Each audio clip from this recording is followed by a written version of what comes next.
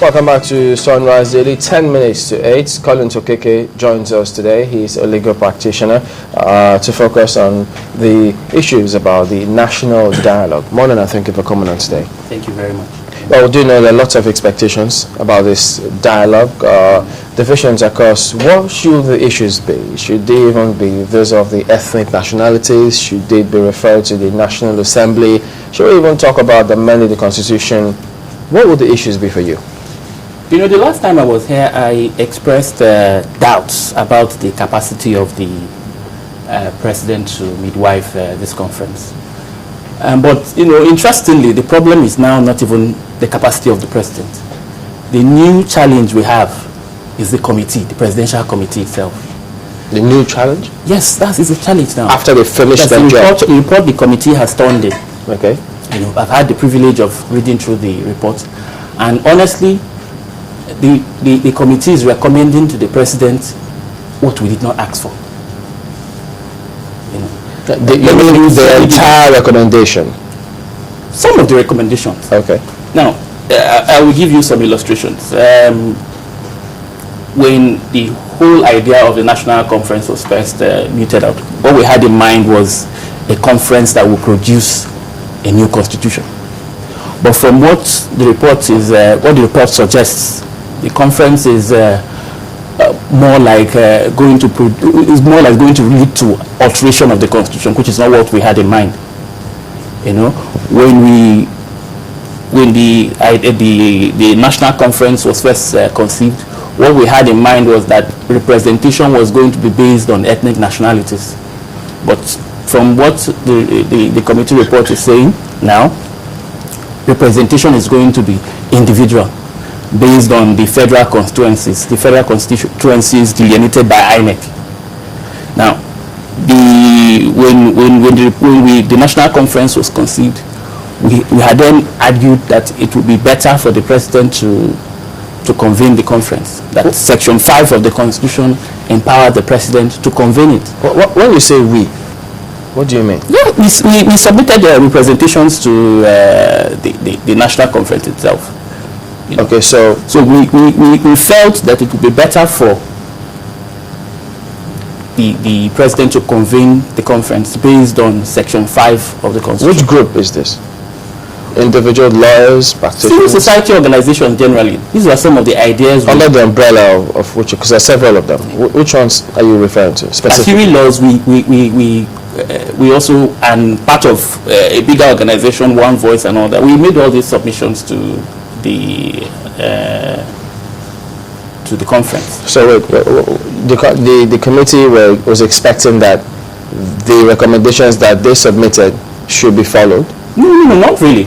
But these are, you have to take into consideration that we had also sampled the opinion of a lot of civil society. But so many other people did the same thing. Yes, but you see, based on these recommendations, if we were to go by these recommendations, I can assure you that if the president goes by the recommendations, this conference may not take off. Did you see some of the reasons they gave while they kind of had a vote fast, if you will? Because one of them said, look, initially we thought that too. It should be a conference of ethnic nationalities.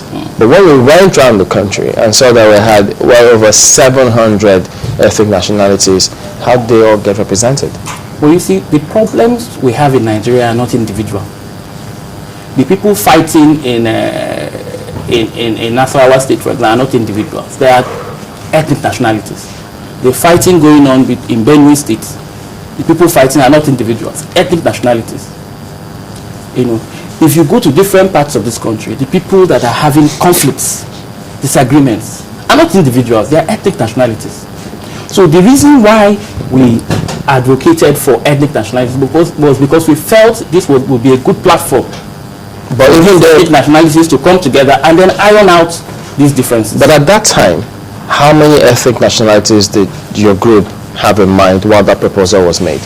Well, I cannot say specifically how many ethnic nationalities we have at the moment, but the point is that the basis should be ethnic nationality, because Nigeria is made up of ethnic nationalities. But you have to have a figure to have an idea of what to expect. But that's part of what the committee is supposed to do. No, but while you were doing your submissions, while you did the interviews, you must have had a figure of how many ethnic nationalities we have in this country to have come up with your recommendations. It couldn't have been broad-based, or was it? The point I'm making is that this conference would achieve more if it is based on ethnic nationality. And the question is, how many did you have at the back of your mind? Because they had a figure, while they said it should also be based on ethnic nationalities. So, but this approach that they are adopting, would it solve the problem? The approach that you adopted yourself, when you can't tell us how many you had, would it solve the problem, especially when the figure changed? No, it's not about figures. The important thing is, the ethnic nationalities, of course, will come out when you make demands for the ethnic nationalities to come out.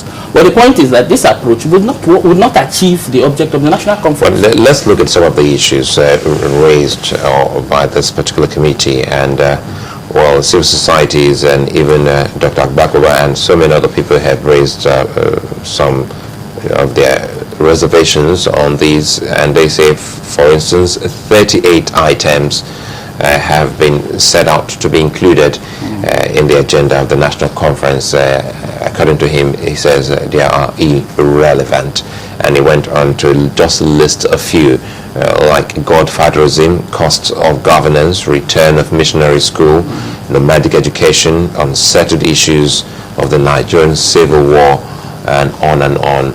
So do you also think that these are also irrelevant? You know, when I started, I said... For instance, when they talk about unsettled issues of the Nigerian civil war, so if they have any unsettled issues, well, that means it's as good as important. The conference that we had in mind was a conference where we'll be looking at, you know, shaping or reshaping the structures of the country. You know, but if you look at some of the items, there are about 38, like you said, the impression I get is that it's going to be more like a talk shop, you know, because it is not going to address those fundamental issues for which, you know, the conference. What would you have loved to see? Devolution of powers, for instance. You know, devolution of powers. I would love to see a conversation about whether we want a unicameral or a bicameral legislature. Whether a legislator should be part-time, whether we want to keep the 36 states, or whether we want to have 3 geopolitical zones. These are the issues. You know, these are the things I feel should.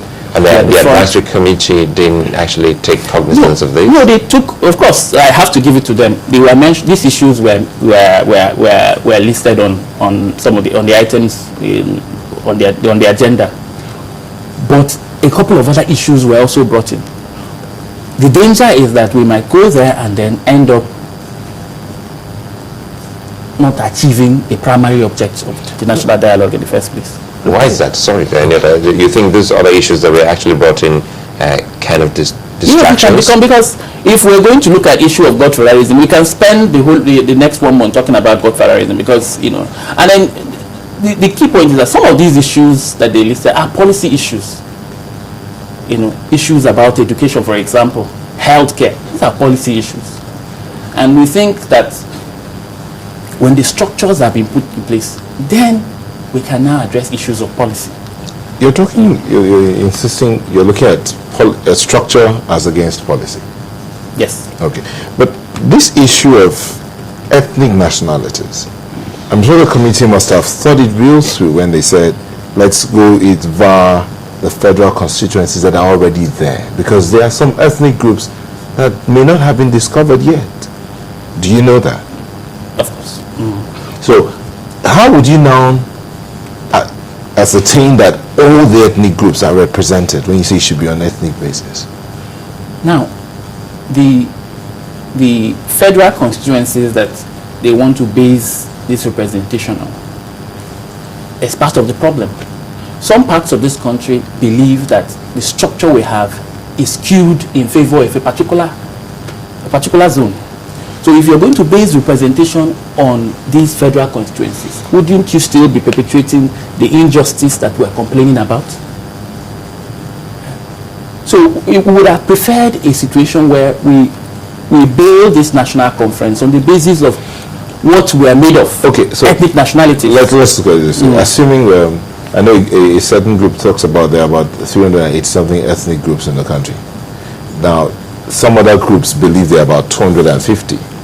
Yet, some other group believes that there are over 400 ethnic groups. No, so if we go by this, how would you want to go? See, now there's disparity, different figures. No, I think the best way to go about this is to first agree that we are made up. We're not made up of individuals. We have ethnic nationalities. We're made up of ethnic. Is that in contention? No, it's important that we agree. If we agree on that, then the next challenge will be identifying those ethnic nationalities. If we truly want to build something that would endure, for some time. And so if we're papering it over and saying, no, it's not important now, let's just do something quick and then move on, we're not going to solve the problem. The reason, I imagine that the reason why the president put together or came up with the idea of national conference was because he genuinely believes or feels that there is a need for us to address these tensions that exist between the different parts of the country, and that was why he came up with this. So if the committee is now ignoring the basis for which we exist, and it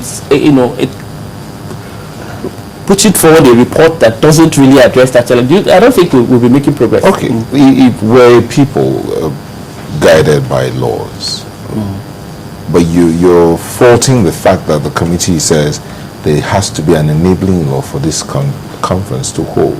So even if when now let's say the president decides, okay, let's go by the ethnic nationalities, there's no law by which this is going, and it becomes an illegality. No. Section 5 of the Constitution empowers the president to do this. If you read Section 5 very well, you realize that it does two things. It gives the president executive powers to convene this conference, and it also gives him legislative powers to forward the outcome of this conference to the National Assembly after a referendum. So I don't see any... Is a referendum mentioned in the Constitution? But the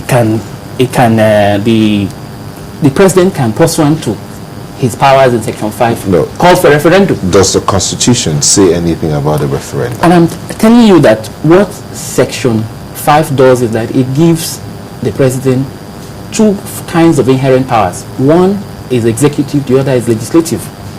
The executive power includes the power to, or basically incorporates the power to convene the conference.